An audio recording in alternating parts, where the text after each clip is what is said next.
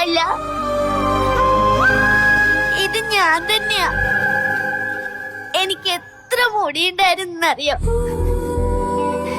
എനിക്ക് ഈ അസുഖം വന്നിട്ടാ എന്റെ മുടിയൊക്കെ പോയത്. ഞാൻ എങ്ങനെയാ സ്കൂളിൽ പോവാ? ഞാൻ എങ്ങനെയാ മുടി 2 ഭാഗത്ത് കെട്ടുക? ഒന്നും എനിക്ക് അറിഞ്ഞൂടാ.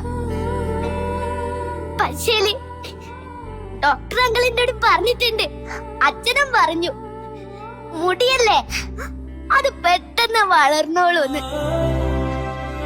വളർന്നാ മതിയായിരുന്നു. പിന്നെ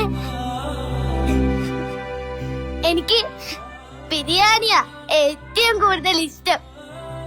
പക്ഷേ